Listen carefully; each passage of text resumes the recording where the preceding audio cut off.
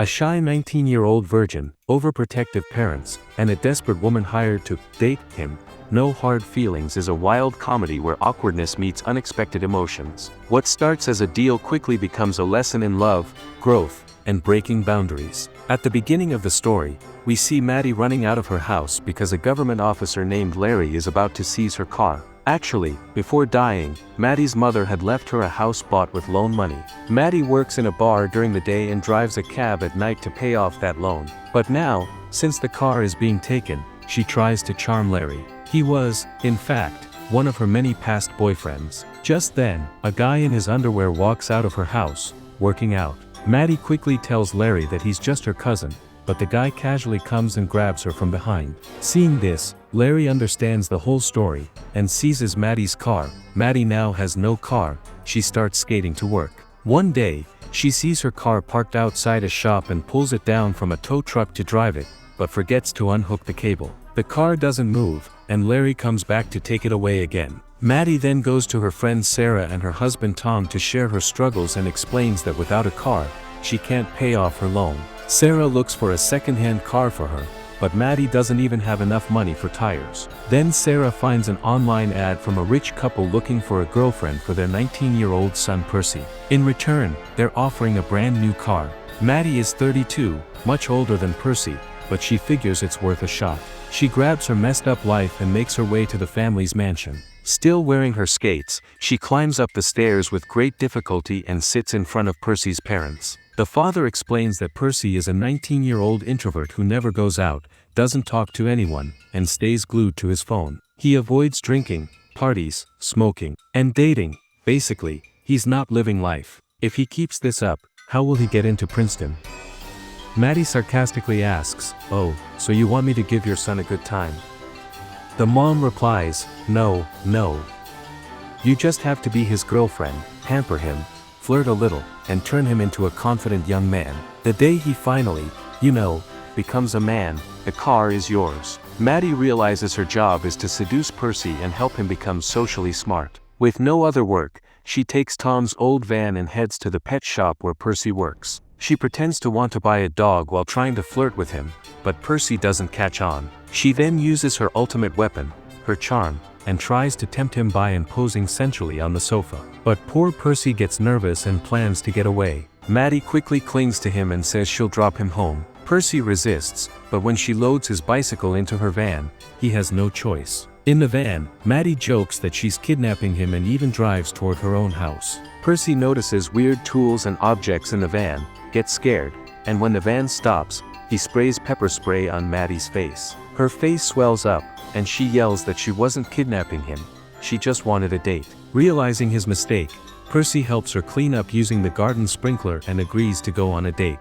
That evening, Maddie waits at a restaurant. Percy shows up, wearing a blazer with shorts, making everyone laugh. Maddie compliments his quirky style. When the waiter arrives, she orders a cocktail for herself. Percy asks for coffee, but Maddie cancels it and orders a drink for him too. She then forces Percy to drink throughout the night. Suddenly, her ex-boyfriend Gary shows up, flashing his engagement ring, and tells Percy all about their past relationship. After he leaves, Maddie takes Percy to a beach area. Percy doesn't know how to swim, but Maddie tries to undress him. When he refuses, she strips down to her underwear and jumps into the water.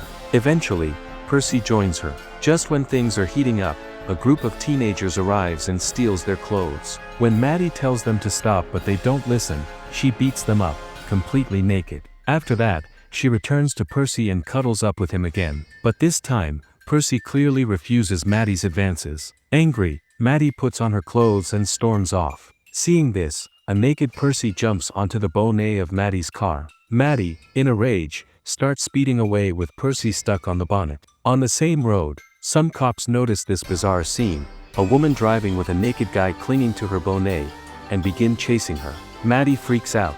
If she's caught, she might lose her license. Instead of stopping, she takes a huge risk and speeds up even more.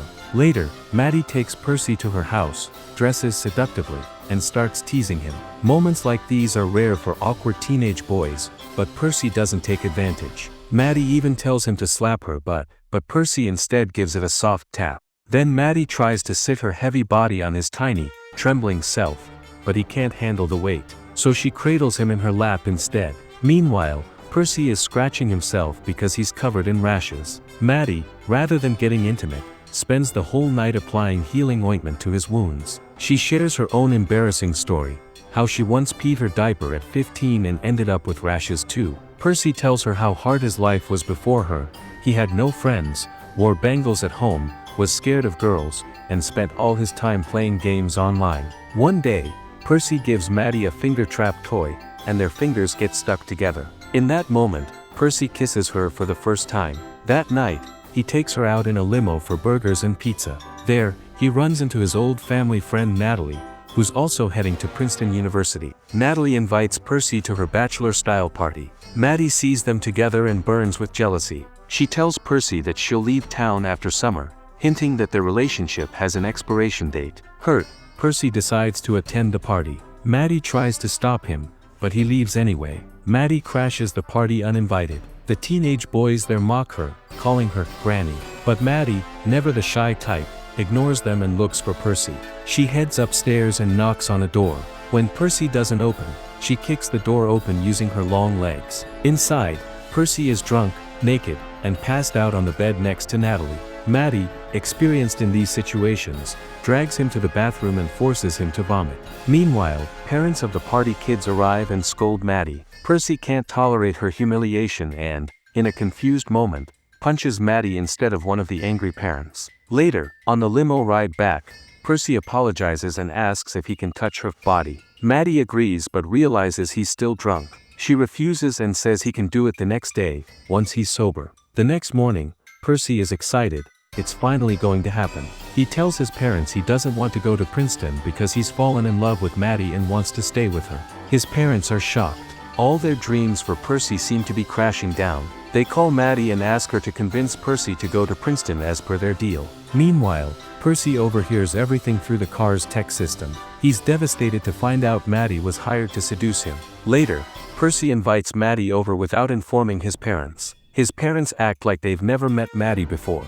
Maddie is confused, and Percy finally confronts everyone with the truth. Just then, his friend calls him outside. Percy had asked him to bring tools to destroy the car Maddie was supposed to get from his parents. They smash the car together. Then Percy tells Maddie that he still wants to touch her. She agrees, but Percy, in his nervousness and inexperience, finishes prematurely under the covers. Afterward, Percy confronts her about the truth.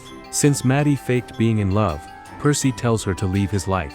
His parents also give Maddie the broken car and send her away. Maddie, now with a wrecked car and shattered pride, works for months to pay off her debts. But she still wants to apologize to Percy. One day, she shows up at Princeton University to say sorry. Percy is driving away without forgiving her, but she jumps onto his car and refuses to get off. He speeds up and drives the car into the sea. There, the two have a long conversation, clear their misunderstandings, and become friends again. In the final scene, we see Percy packing for Princeton. Maddie waits outside, ready to drop him off before heading to California. Thus the movie comes to an end.